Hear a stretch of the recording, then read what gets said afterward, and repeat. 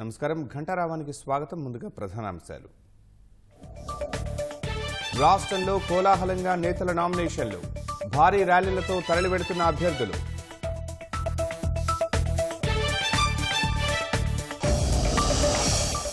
తెలుగుదేశంలోకి కొనసాగుతున్న వలసలు, వైకాపాను వీడి సైకిల్ ఎక్కుతున్న నేతలు.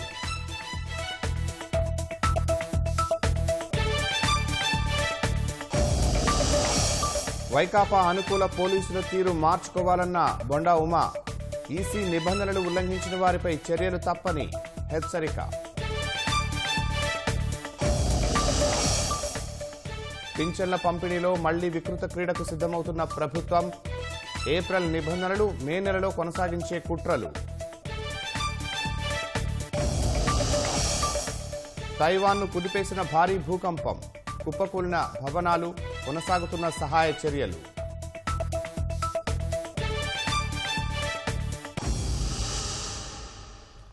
రాష్ట్రంలో నామినేషన్ల ప్రక్రియ సందడిగా సాగుతోంది. భారీ ర్యాలీలతో తరలివెళ్లి అభ్యర్థులు నామపత్రాలు సమర్పిస్తున్నారు. గుంటూరు జిల్లా పొన్నూరు కూటమి అభ్యర్థిగా ధూళిపాళ్ల నరేంద్ర నామినేషన్ వేయనున్నారు. నామపత్రాలు సమర్పించేందుకు తెలుగుదేశం, జనసేన, భాజపా కార్యకర్తలతో కలిసి ప్రచార రథంపై వెళుతున్నారు. ధూళిపాళ్ల వాహనానికి ముందు వెళుతున్న ఎద్దుల బండి ప్రత్యేక ఆకర్షణగా నిలిచింది. కృష్ణా జిల్లా గన్నవరం కూటమి అభ్యర్థిగా యార్లగడ్డ వెంకట్రావు నామినేషన్ వేయనున్నారు. యార్లగడ్డకు మద్దతు తెలిపేందుకు తెలుగుదేశం, జనసేన, భాజపా కార్యకర్తలు భారీగా తరలివచ్చారు. దీంతో గన్నవరం రోడ్లన్నీ కిక్కిరిసిపోయాయి. ఒంగోలు కూటమి అభ్యర్థి దామచర్ల జనార్దన్ రావు భారీ ర్యాలీగా వచ్చి నామినేషన్ దాఖలు చేశారు. నామినేషన్ కార్యక్రమానికి తెలుగుదేశం, జనసేన, భాజపా శ్రేణులు భారీగా తరలివచ్చారు.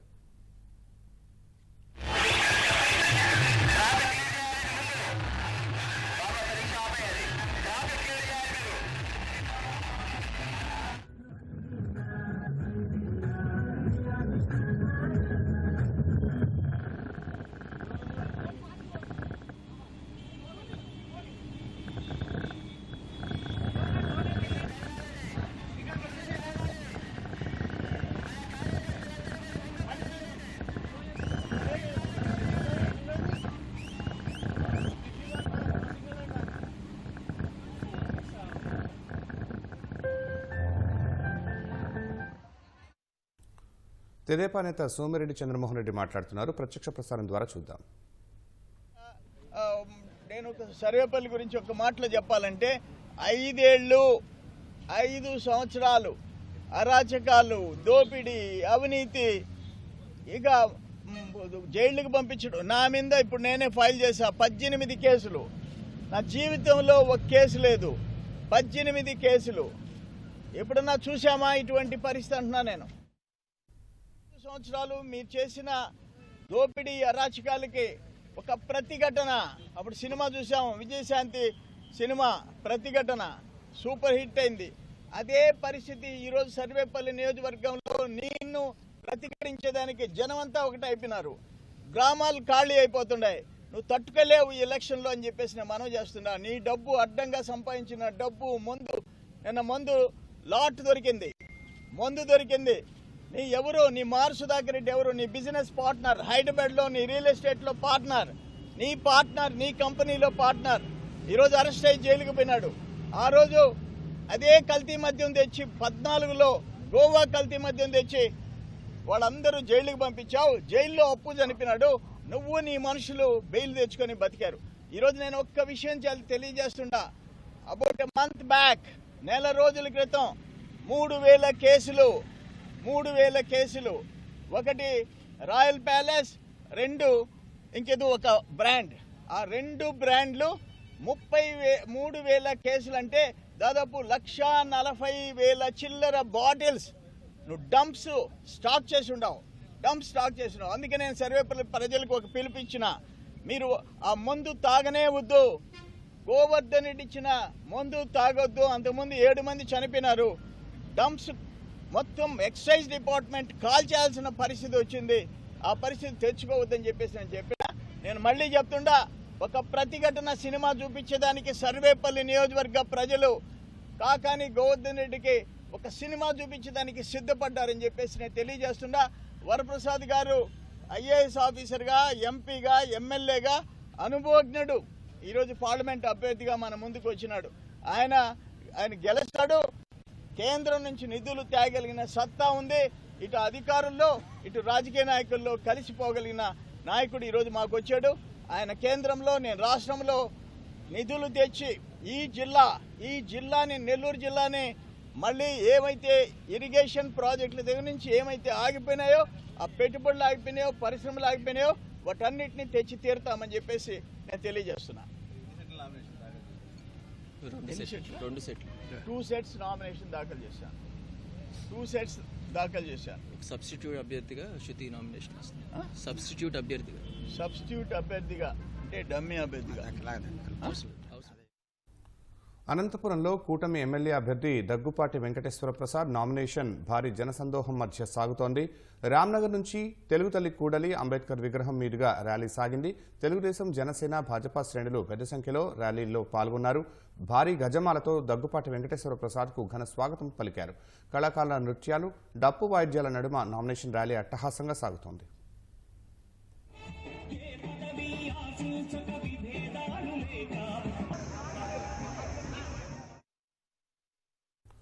ఉరవకొండలో నామినేషన్ వేయడానికి పయ్యావుల కేశవ్ బయలుదేరారు. ప్రత్యక్ష ప్రసారం ద్వారా చూద్దాం.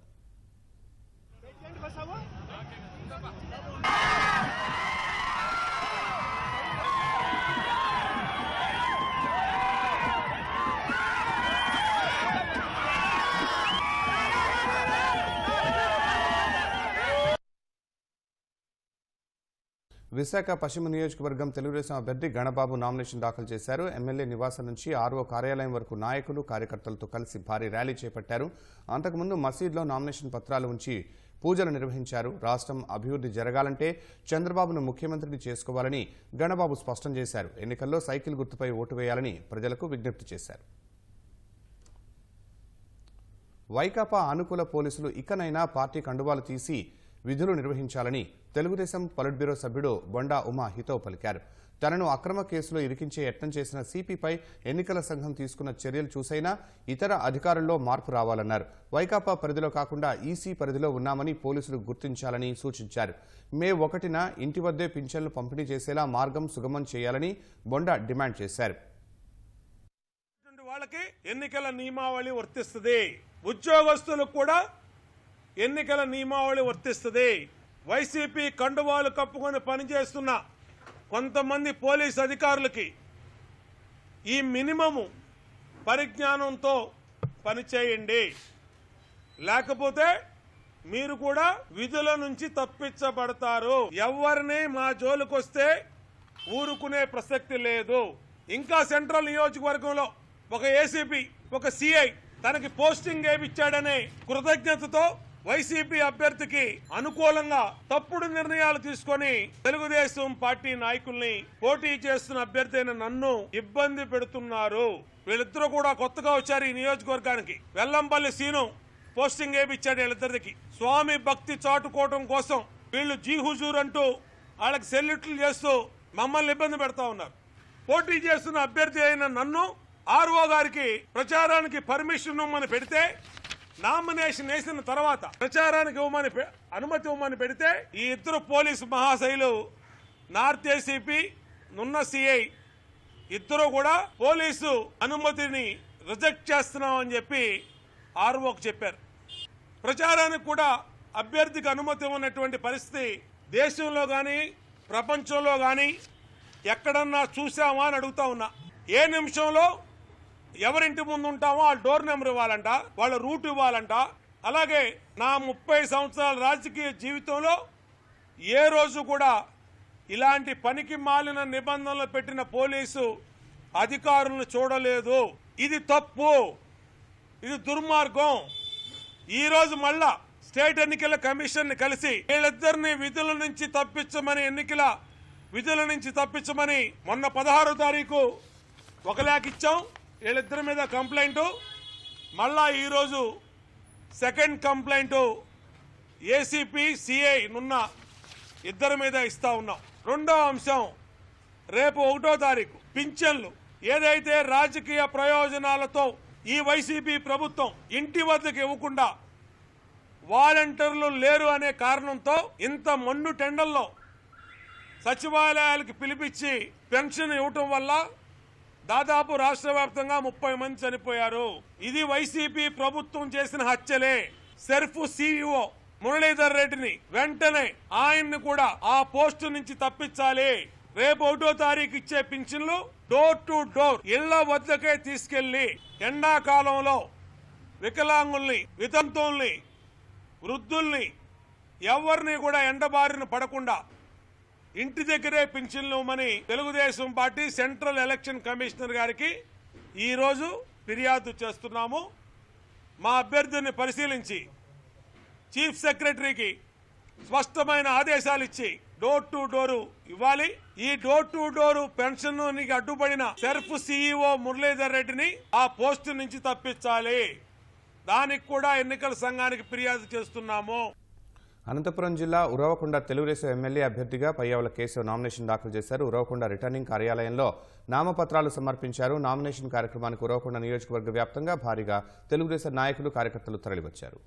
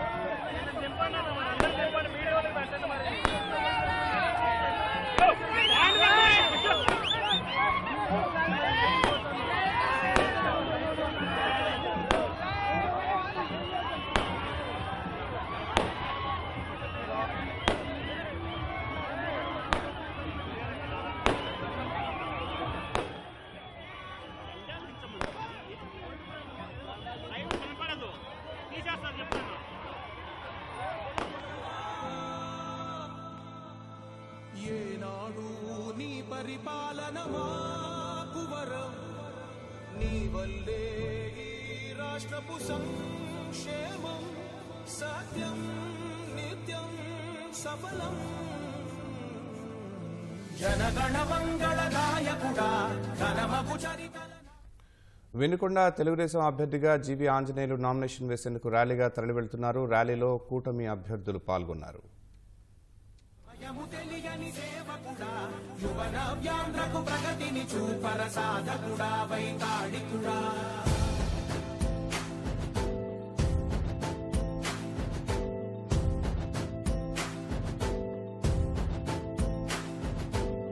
ప్రతి ఇల్లు నిన్నే నిన్నే పిలిచింది,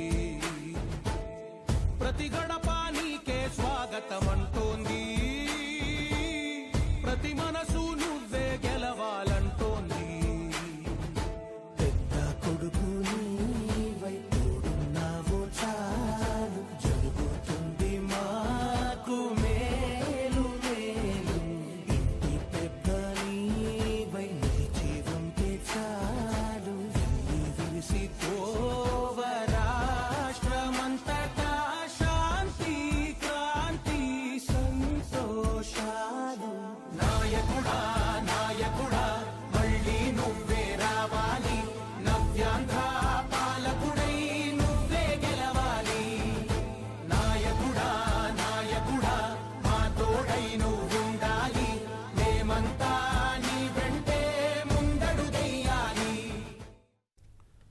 ఎన్టీఆర్ జిల్లా మైలవరం తెలుగుదేశం అభ్యర్థి వసంతకృష్ణ ప్రసాద్ తరపున ఆయన సతీమణి శిరీష ఎన్నికల ప్రచారం చేశారు. నియోజకవర్గంలోని పలు గ్రామాల్లో విస్తృతంగా ప్రచారం నిర్వహించారు.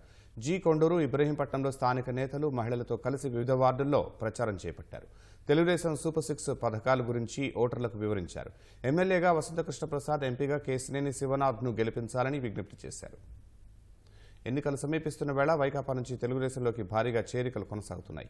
కోనసీమ జిల్లా తాళ్లరేవు, కాట్రేనికోన మండలాలకు చెందిన 100 మంది వైకాపాను వీడి తెదేపాలో చేరారు. మండలాల్లోని పలు గ్రామాల్లో పర్యటిస్తూ ప్రచారం చేస్తున్న ముమ్మిడివరం నియోజకవర్గం కూటమి అభ్యర్థి దాట్ల బుచ్చిబాబు సమక్షంలో వారందరూ పార్టీ తీర్థం పుచ్చుకున్నారు. వారందరికీ కండువా కప్పి పార్టీలోకి ఆయన స్వాగతంగా ఆహ్వానించారు. తమకు 5 ఏళ్లుగా వైకాపాలో గుర్తింపు లేదని, అరాచక పాలనతో విసిగిపోయి తెదేపాలో చేరుతున్నామని కార్యకర్తలు తెలిపారు. ఎన్నికల్లో కూటమి అభ్యర్థి బుచ్చిబాబును అత్యధిక మెజార్టీతో గెలిపించుకుంటామని స్పష్టం చేశారు.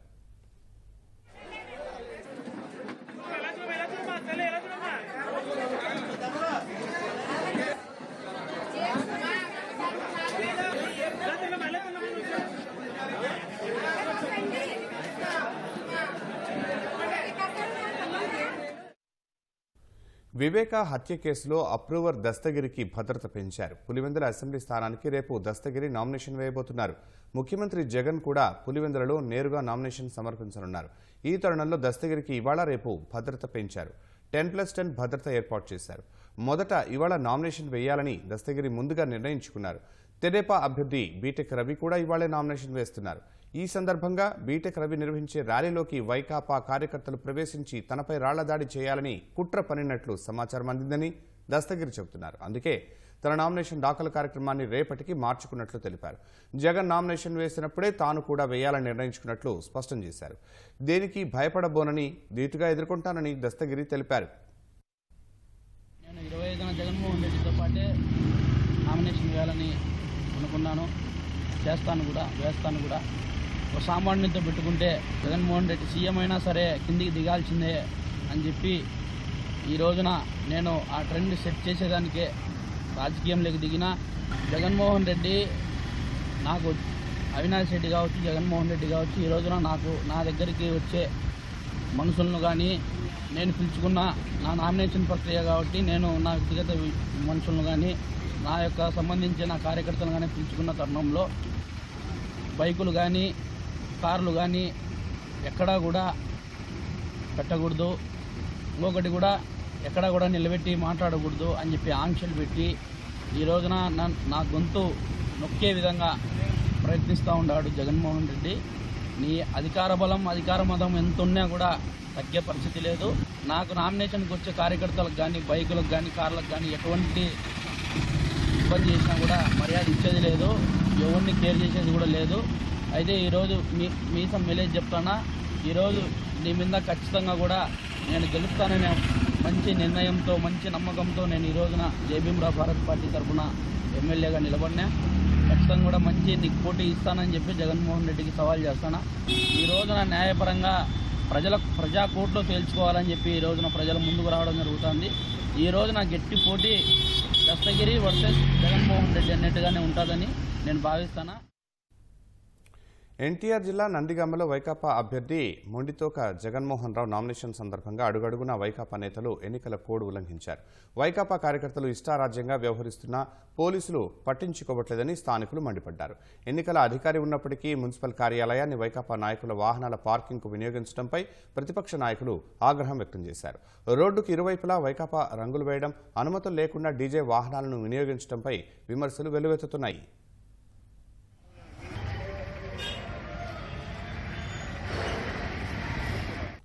వృద్ధులు, వితంతువులు, దివ్యాంగులు, ఒంటరి మహిళల జీవితాలతో ప్రభుత్వం మళ్లీ వికృత క్రీడకు సిద్ధమవుతోంది. పింఛన్ల పంపిణీలో ఏప్రిల్లో అమలు చేసిన ఆదేశాలనే మే నెలలోనూ కొనసాగించే ఆలోచన చేస్తోంది. వారంలో పింఛన్ల పంపిణీ ప్రారంభించాల్సి ఉన్నా ఇంటి దగ్గరే పంపిణీపై స్పష్టత ఇవ్వటం లేదు. ఇంత జరుగుతున్నా ఎన్నికల సంఘము జోక్యం చేసుకోవటం లేదు. రాష్ట్రంలో గరిష్ట ఉష్ణోగ్రతలు 46 డిగ్రీలకు పైగా చేరాయి. ఇలాంటి కఠిన పరిస్థితుల్లోనూ వృద్ధుల్ని సచివాలయాలకు నడిపించి వారి ప్రాణాలతో చెలగాటం ఆడేందుకు వైకాపా ప్రభుత్వం సిద్ధమైంది. 66 లక్షల మంది పింఛన్దారుల జీవితాలతో వికృత క్రీడకు సిద్ధమవుతోంది. ఏప్రిల్లో అమలు చేసిన ఆదేశాలనే మే నెలలోనూ కొనసాగించే యోచన చేస్తోంది. సీఎం ముఖ్య కార్యదర్శి Dhananjaya Reddy, CS Jawahar Reddy, SERP CEO Muralidhar Reddy తదితరులంతా వైకాపా కుటిల రాజకీయానికి వంత పాడుతున్నారు. వృద్ధులు నానా కష్టాలు పడుతున్నా ఏప్రిల్ 30 మందికి పైగా మరణించిన వీరి మనసు కరగడం లేదు. వారంలో మే నెల పింఛన్ల పంపిణీ ప్రారంభించాల్సి ఉన్నా ఇంటి దగ్గరే పంపిణీపై ఇంకా స్పష్టత ఇవ్వలేదు.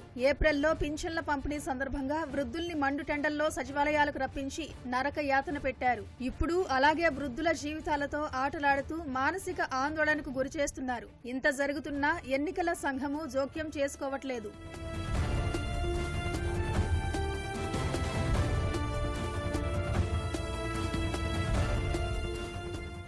పాలనలో ప్రతి చిన్న విషయంలో జోక్యం చేసుకునే సీఎం ముఖ్య కార్యదర్శి ధనంజయ రెడ్డి పింఛన్ల పంపిణీ విషయంలో ఇప్పుడు ఏం చేస్తున్నారనే ప్రశ్న ఉత్పన్నమవుతోంది. సచివాలయాలకు నడవలేక రాష్ట్రంలో లక్షల మంది వృద్ధులు నరకయాతన పడుతున్నా నిర్ణయాలను ఎందుకు సమీక్షించడం లేదని ప్రతిపక్షాలు ప్రశ్నిస్తున్నాయి. ఏప్రిల్లో పింఛన్ల కోసం తిరిగి వృద్ధులు మరణించినా మళ్లీ మే నెలలోనూ వాటినే కొనసాగించి తెలుగుదేశం పైకి నెపం నెట్టే ప్రయత్నం చేస్తున్నాయని ఆరోపిస్తున్నాయి.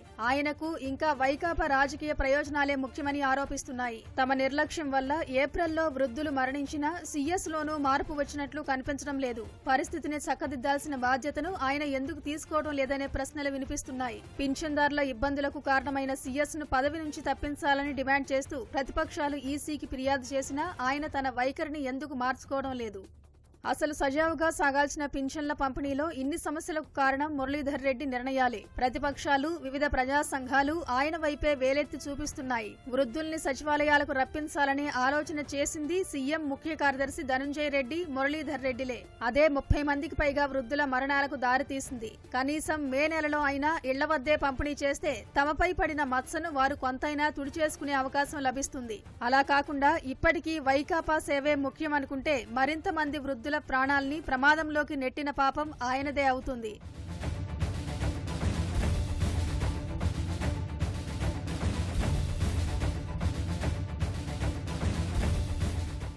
ముదిరిన ఎండలు, పెరిగిన వడగాలుల తీవ్రత నేపథ్యంలో కిలోమీటర్లు నడిస్తే వృద్ధుల ప్రాణాలకే ప్రమాదమని సీఈఓ మీనాకు చెప్పాల్సిన పని లేదు. ఆ విషయాన్ని కేంద్ర ఎన్నికల సంఘానికి వివరించి ఎందుకు జోక్యం కోరడం లేదనేది ప్రశ్న. ఏప్రిల్లో పింఛన్ కష్టాలు, మరణాలు ఆయనకు తెలుసు. అయినా వాలంటీర్ల ద్వారా నగదు పంపిణీ వద్దంటూ కేంద్ర ఎన్నికల సంఘం ఉత్తర్వులిచ్చిందని, సరిదిద్దాల్సింది వారేనని, తనకేమీ సంబంధం లేదని ఎలా తప్పించుకుంటారు? వృద్ధుల్ని అడ్డుపెట్టుకుని రాజకీయం చేస్తున్న నేతల తీరును సీఈసీ దృష్టికి తీసుకెళ్లారా? రాష్ట్రంలో వాలంటీర్ వ్యవస్థను రద్దు చేశారంటూ ముఖ్యమంత్రి స్థాయిలోని వ్యక్తి ఎన్నికల సంఘం ఆదేశాలను వక్రీకరిస్తున్నా దానిపైన ఎందుకు నోరు మెదపడం లేదనేది ప్రశ్నార్థకం.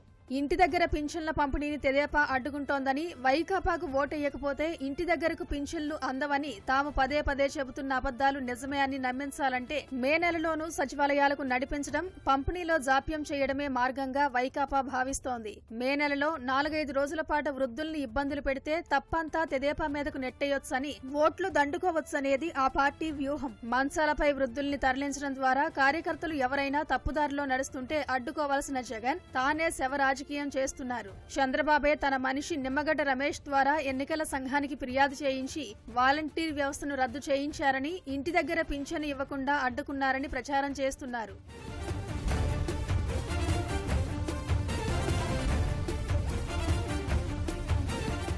రాష్ట్రంలో ప్రస్తుతం ఎన్నికలు తప్ప అత్యవసర పనులేవీ లేవు. 4 రోజుల పాటు ఉద్యోగులందరినీ వినియోగించుకోవచ్చు. రాష్ట్రంలో 66 లక్షల మంది పింఛన్దారులున్నారు. గ్రామ, వార్డు సచివాలయ ఉద్యోగులు, వీఆర్ఓ, పంచాయతీ కార్యదర్శులు, ఇతర పంచాయతీ సిబ్బంది కలిపితే 1,30,000 మందికి పైనే ఉంటారు. సగటున ఒక్కొక్కరు 40 నుంచి 50 మందికి ఇవ్వాల్సి వస్తుంది. రాష్ట్ర ప్రభుత్వం సాగు చెబుతున్నట్లు ఎండాకాలంలో వ్యవసాయ అనుబంధ సహాయకులకు అంత పని ఒత్తిడేమీ ఉండదు. అత్యవసర సర్వీసుల్లోని సిబ్బందిని పక్కన పెట్టినా ఇంటింటి పంపిణీకి అవసరమైన ఉద్యోగులు ఉన్నా ప్రభుత్వం కావాలనే వృద్ధుల్ని ఇబ్బందులకు గురిచేస్తోంది. మే నెలలో పింఛన్ పంపిణీకి సొమ్ము అందుబాటులో ఉంటుందా లేదా అనే సందేహాలు వ్యక్తమవుతున్నాయి. వివిధ పథకాలకు సంబంధించి సీఎం జగన్ ఫిబ్రవరి, మార్చి నెలల్లోనే 8,200 కోట్ల రూపాయలకు బటన్ నొక్కినా ఇప్పటికీ ఖాతాల్లో జమ కాలేదు. ఏప్రిల్ 30 నుంచి చేయూత, ఇతర పథకాల నిధులు లబ్ధిదారుల ఖాతాల్లో పడతాయని సచివాలయ, వాలంటీర్ల గ్రూపుల్లో విస్తృత ప్రచారం జరుగుతోంది. వీటి కోసం పింఛన్ చెల్లింపులు నిలిపివేసే అవకాశం ఉందని, ఆ నెపాన్ని తమపై నెట్టేసి తెదేపా వల్లే పింఛను అందట్లేదని ప్రచారం చేస్తారని ప్రతిపక్షాలు పేర్కొంటున్నాయి.